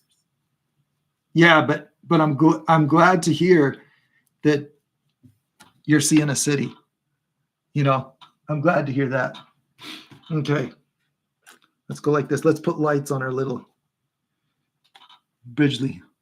Bunk, bunk, bunk, bunk, bunk, bunk, bunk, bunk, bunk, bunk. Those are more of a bunk than a dunk. You know, it's the noise for little tiny lights along a bridge at night in an abstract painting is more of a bunk than a dunk. Dunk. I've found telling the difference between a bunk and a dunk to be very helpful. Ridiculousness. When you get them mixed up, it's when you end up. Yeah, you don't want to get them mixed up because call you donk a bonk. you get the wrong outcome. Okay, let's go down here. Hey, that's cool. Now you got like sky bridges across the abyss. Yeah. Okay. Lights in the middle of the orange here. Let's get these. Put those in there. There we go. You know, this is not the kind of picture where I need to think hard through what would be or should be. All I need to do is just like trigger some existing association with human experience. You know, that's all we're trying to do there to capture that look. Although I don't like my architecture so much. The bridge, you know, it's not my favorite. So we're wrapping things up here after ooh, it's a nice little bridge. I like that bridge. Thanks. A little suspension bridge. And, yeah, that's what it is. Yeah, very fifth element, Round Brush Steve says. And so if you got any questions, you can hit us up in the chat and we'll address those questions. You know, how'd you do that with the light, with your brush? Why you do that with your voice? If you want to ask that stuff. You know, the sky's the limit. We do like to answer. I feel like does Joe use in his hair? I don't know. Let's ask. You know, it's all natural, my friend. But there's some questions you probably don't want the answer to. I'm just going to tell you ahead of time. There's some things you may not want the answer to. Yeah. You know, your imagination is more palatable. But Camila's like, how did you make that picture with AI on the now that's the part. That is the part that is kind of the essence of what is disturbing everybody so much about AI. The way I made it was I simply asked it to do what I wanted. That is the part that's not so fun for everyone to think about. But it's not the end of the world, you know, because here's what happened. Here's what happened in reality. I think fear says it's the end of employment for all of us. You know, that's why I thought it was kind of a good fit for the subject of conversation today. We're doing while we paint. It feels like the end of employment is on its way because AI is proving to be capable of learning all that people do. You know, I'm just speaking for what seems to be the common fear, not saying my true opinion. It seems to be capable of learning all that we do and eventually replacing us. It seems to be the case. But the reality of what happened today is it was a very useful tool to further my purposes. I wanted a thumbnail that gave me the challenge of a picture to paint. A inspiration picture, a source, something to look at. People did not come to see the outcome. I could post this finished picture online. If I posted it on Instagram, it might say some. No, never mind. I'm not going to. I posted one of my pictures on Instagram, and I'm changing the subject. It said, "Are you posting AI art?" Dead end. Cul-de-sac. It asked me if I was posting AI art. It was my painting. No. It asked if it was AI. That's what I'm. Anyway, so what actually happened was the AI. All it did was do an artificial version that was actually useful for facilitating our human activity, and so far it's proving to be a useful tool. My opinion is, let's wait until the bad has happened to start operating as though the bad has happened. Let's just cross that bridge when it comes, because what are you going to do anyway? How about enjoy? Well, we got a lot of feelings about AI out here. Man, I don't blame you. It's yeah, there's a lot and to so thoughts to share. What do you think? Well, yeah, I mean, I got thoughts too, man. I got thoughts about AI. You know, Roundbrush Steve, he's not so stoked on AI. Yeah, I'd choose to go back and not have it invented. Honestly, if I had my way, I'd say let's not have it. But making the most out of the world as it is. I'm a romantic, all right. So I'm a romantic. I work in video production. I work in filmmaking, all right. And AI showed up and it dislodged everything fast. So I'll just give you a quick 30 seconds on it. Right. Okay, let's hear it. I want to hear that. But it absolutely displaced a lot of the tasks that needed done, so that machines do it now.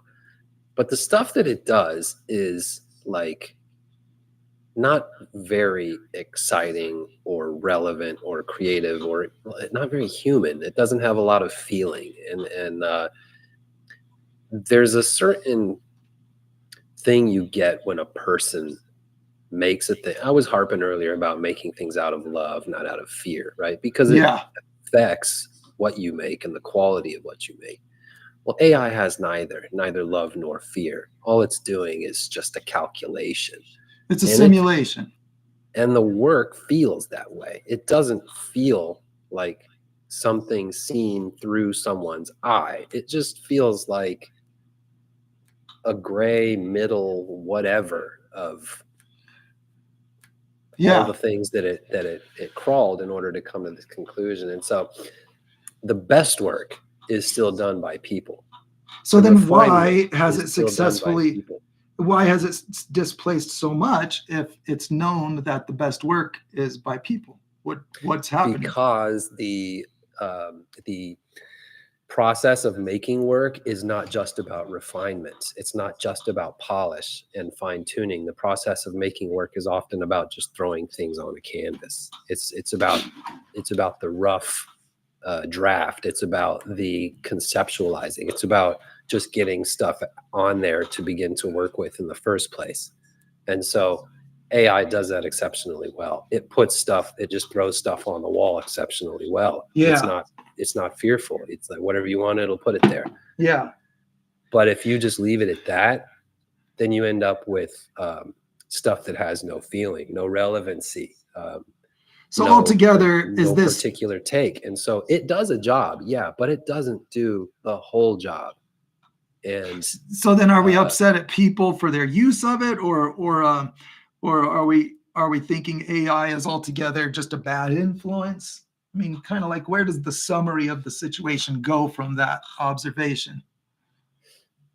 Well, what's happening in the world, I can only just tell you, economically what's happening. Economically. Believe what the guy is saying that uses the word economically.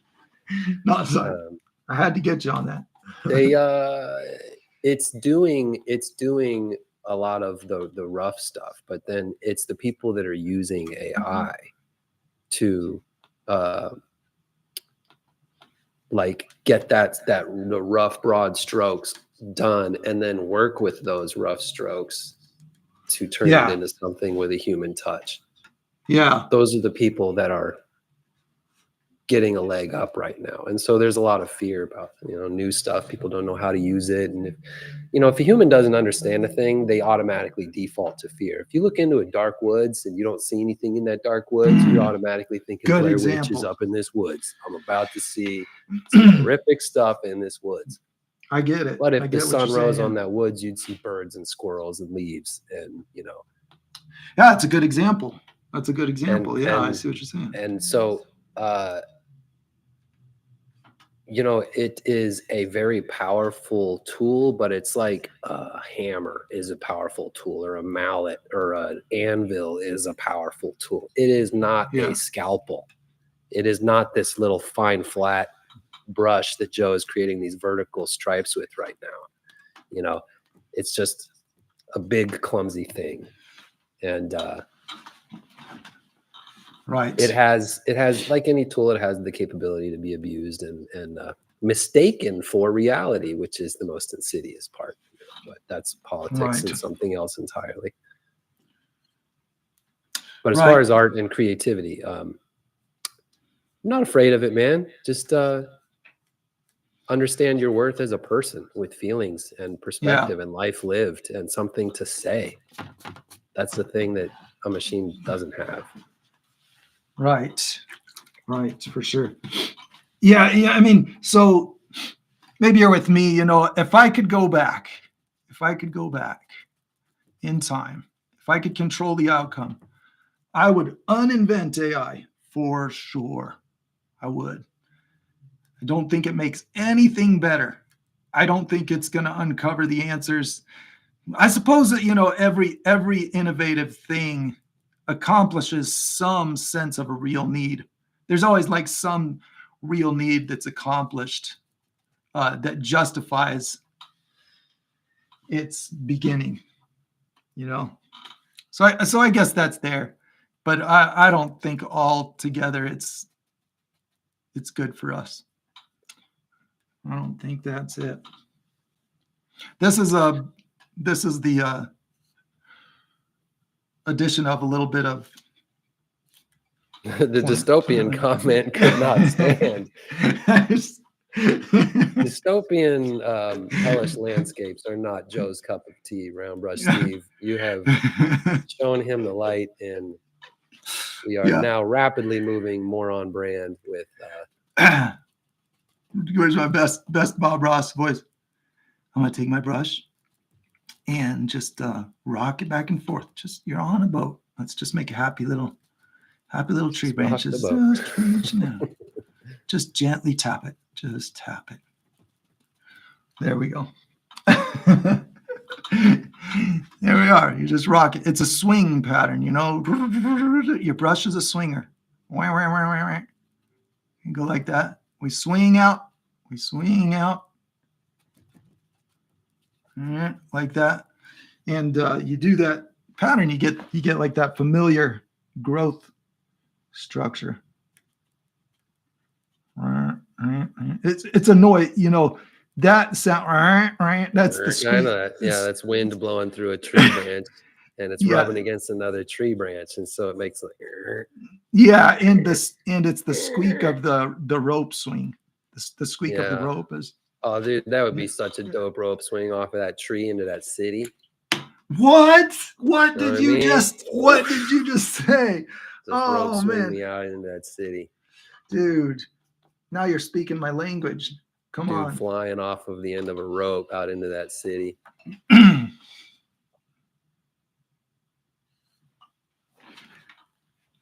Let's go like this, okay? And we're gonna put a little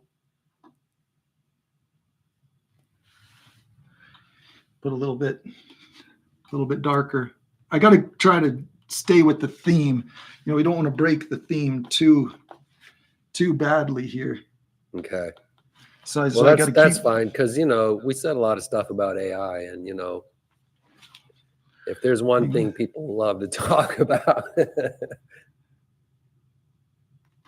Okay. the Let's do room. this. We're still Yeah. digesting thoughts on AI in the room, Joe. So Yeah, that's good. waiting. That's good. That's good. Yeah. Well, it's a big subject. It's part of our lives, and it's only growing. There's the release of that quantum chip is going to multiply it by 1,000,000. Whatever calculating powers out there, the quantum chip will multiply by 1,000,000. So, for lack of any better understanding, that's where we're headed, folks. So let's make the most out of what we got right now, is what I'm saying. Okay, now here, this person is not living in fear. Okay, we're going to go like this, torso, like this. And we're going to go leg. Woo! Yes. Like this, leg going down like this.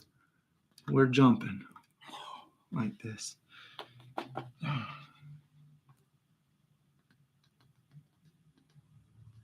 Arm out. Okay, like that. Okay, last thought on AI, Joe. Last thought on AI from me, I swear. Last thought. Let's hear it. Hey, man, All right, we're here to talk. I feel, yeah, you can talk, dude. You're on the show. Talk. We're here to talk, man. Hey, Joe. I'm painting a child say swinging Joe? out over the city. Yeah. Okay. So check this out. I know this about myself. When I detect that something is lying to me, I don't like it. Yeah. Right?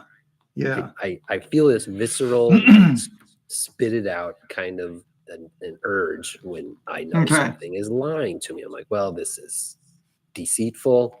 This is made up. This is not useful, and I don't care. Right?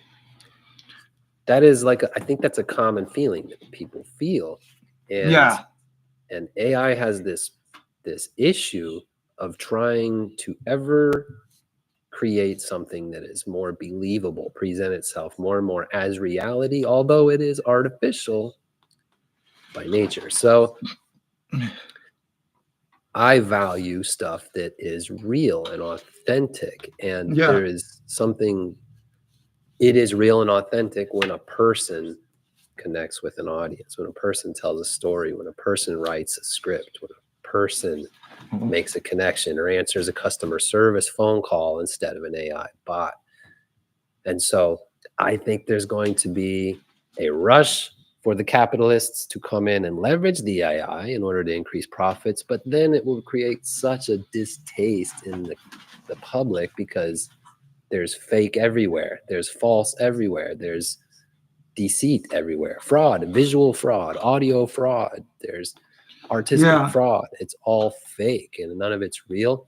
I think our kids and our kids' kids are going to spit this stuff out, but it's us that are like, oh, look what it can do. Look how, fun this new thing is. Yeah, but I think the question of concern is it going to be possible to spit it out? That's going to be a pretty tough. I don't know. It's a good debate, good, or, just a discussion of what might happen. I never really feel like I'm in the know.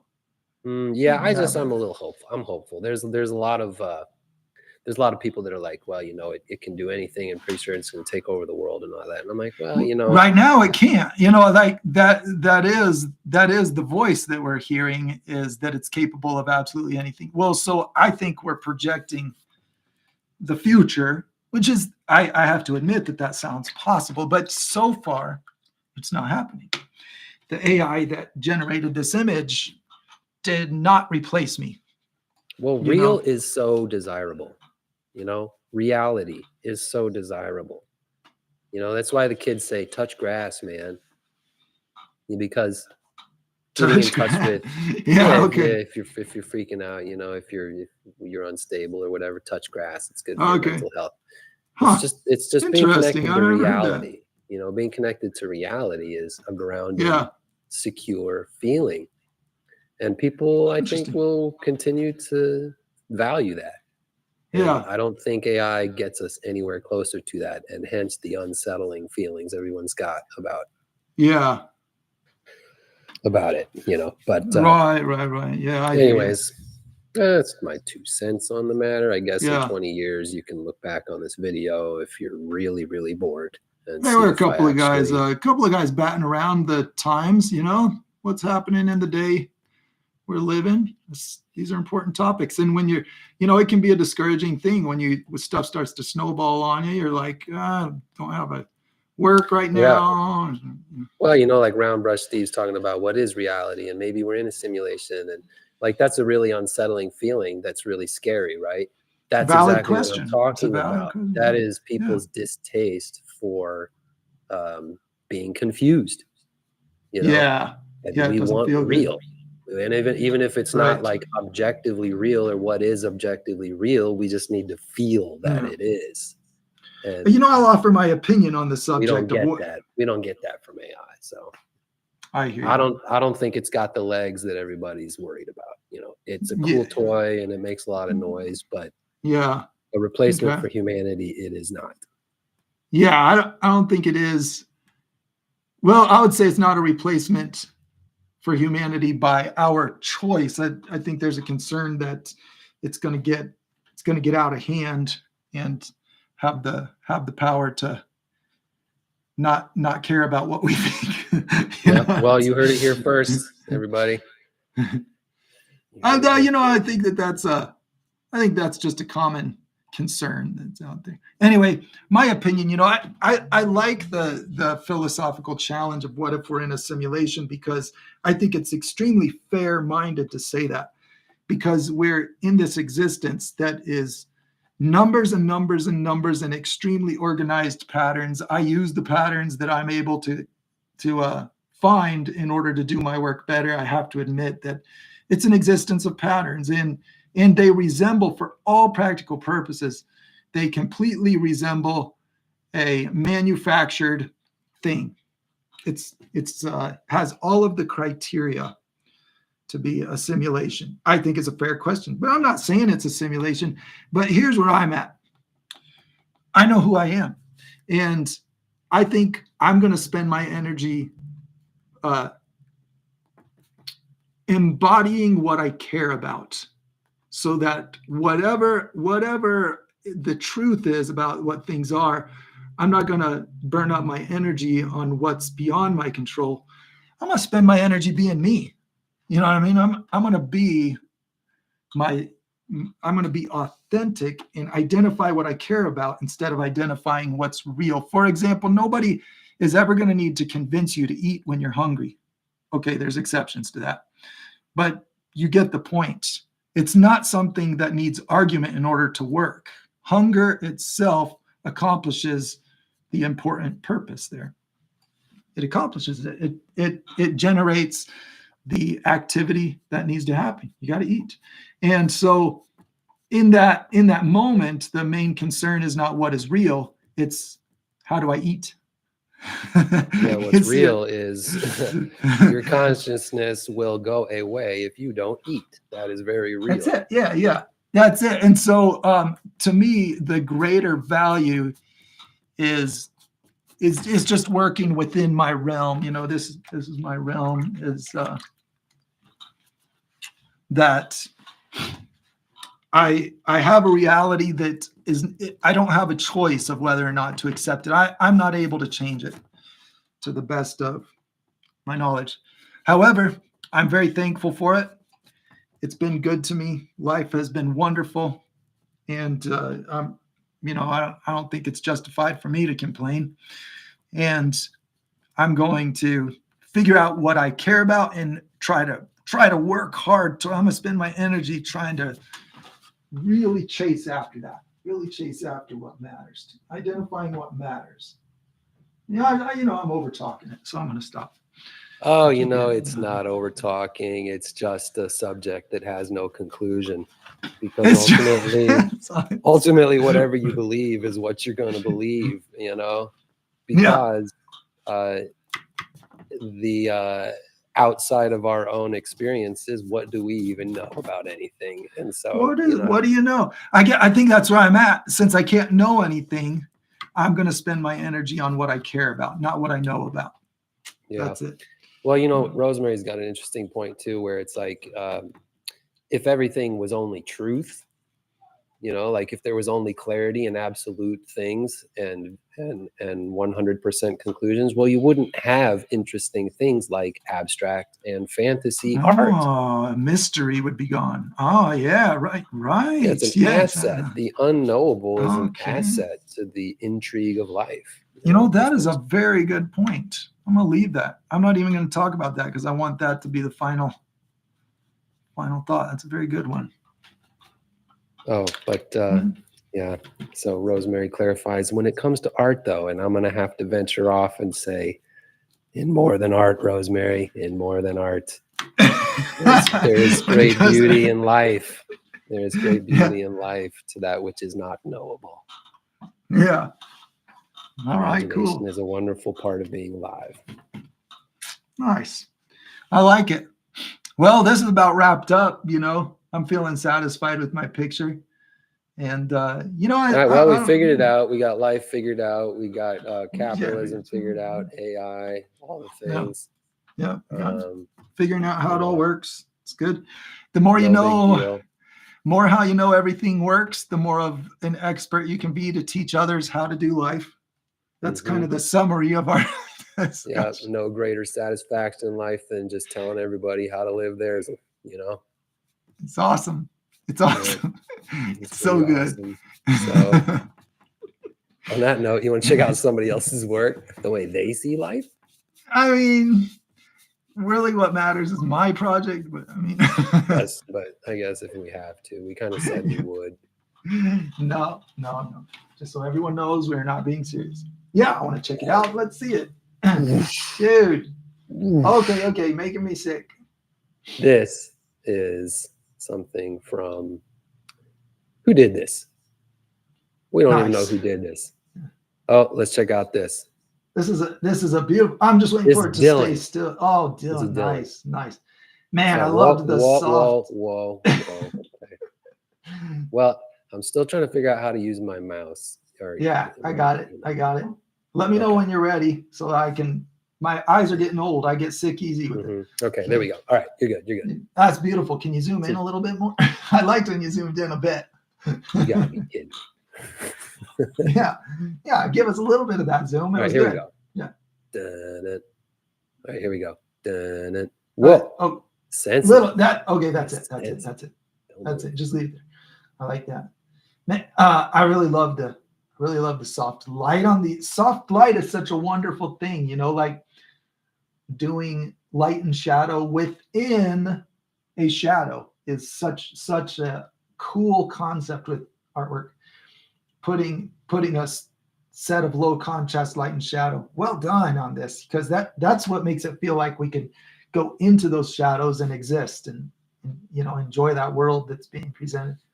I love it. Nice gradient glow on the sun, bright white sun. You got that golden glow coming out. Nice cool work. Here's another one from Camila. She's got this vibe. Ooh, more magic. Yeah, with the magic popping. So there's that one, and we've seen that. Here's a new one here from Rosemary. Beautiful. I like the atmosphere. Clouds floating around in those hills. I'd love to go there.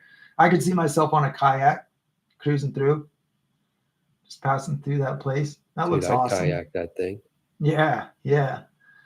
I love it. Great job with those clouds falling into the valleys. I like that layering. It really gives it 3-dimensional look. Nice gradient on the water.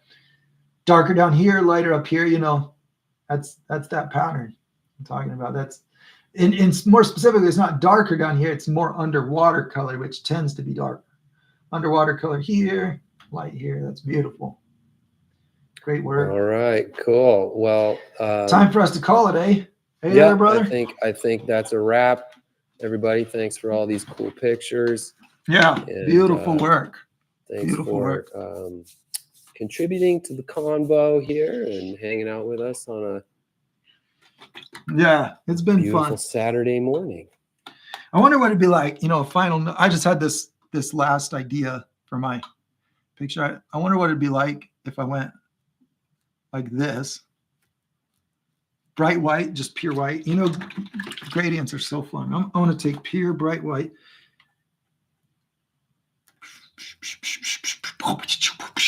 And then I'm going to put some yellow and some orange on there to get my kind of goldish color, like so.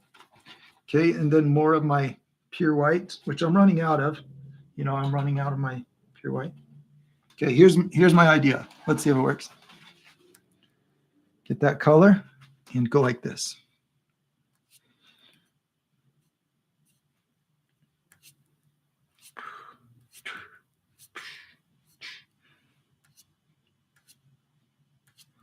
Maybe like,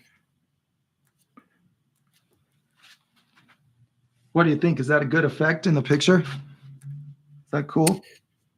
I think it's pretty cool. Like that. And then we need, see that gradient is real important when you're doing these. You got to get the, I'm going to get a little bit of color on the ends of my strokes. Let's put orange and yellow in there and go like this. We need to get some color in here. When light fades out, you don't want it to get gray or it looks like fog. That's a good pattern to remember. You want it to gain color as it fades out so that it looks like light and not just like fog. So that's good. Hey, that 2 hours just flew by, Rosemary says. I know, and we're done. We're done. It's over. Off like half of the room with our talk of life and politics and AI. So thanks for sticking it out, everybody. Well, we got to have something to talk about. It's a long time to just sit and paint. Yeah. I mean, I like painting, but come on, talk to me. Let's talk about something. I want to be All right. weird and just like sit there. Yeah. All right. I thought some rays might be cool at the very end there. You know, just yeah, it's cool. I dig it. You know what it is, Joe? Yeah. We call those in photography, we call those leading lines. You've created some leading lines. Okay, because they lead the eye and say, look, they over lead here. The eye there to the thing that you desire your audience to see first and foremost, which is our little man jumping off with that swing.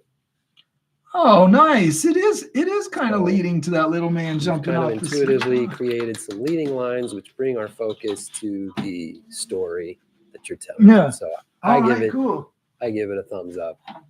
Yeah. All right, nice. Thanks. And Camila says they love the photo or the work here, Joe, and thank you for 2 very nice hours. Yeah, you it's bet. So nice. So I really appreciate everybody coming and hanging out with us, watching me paint. It's always nice to have company while I'm painting. Good. Okay. All right. When are you going to do this again, Joe? We got time next weekend. What do you think? We don't have to commit to it right now, but if it's going to happen, it's got to be. It's going to happen here. If it's going to happen. If it's going to happen. No, I wasn't trying to say it. It's got to be on Saturday. Yeah. Yeah. Times are busy. Stay the tuned. Weekend is when. Yeah, we'll put up the video ahead of time. So just look next Saturday morning. Keep an eye out next Saturday morning for the next live deal. And we'll do the same thing. Have your paintings ready to share. We'll put them in that Google Drive folder. Right, Ben? Right? Yeah. That's it. Nothing more to be said here, really. Yeah. And go ahead and send your additional thoughts on AI and the downfall of humanity to. That's it. Yeah. No, don't. That's just not. Get outside, touch grass. Yeah. Keep it light. Yeah. I'm just glad I'm surrounded by friends. We're just talking to have fun. All right. Good seeing you, brother. Yes. Over and out. All right. Yeah, likewise. And I'm going to get out of here and head on out to Pluto, you guys. Nice. Yeah. That's cool. It's still a planet.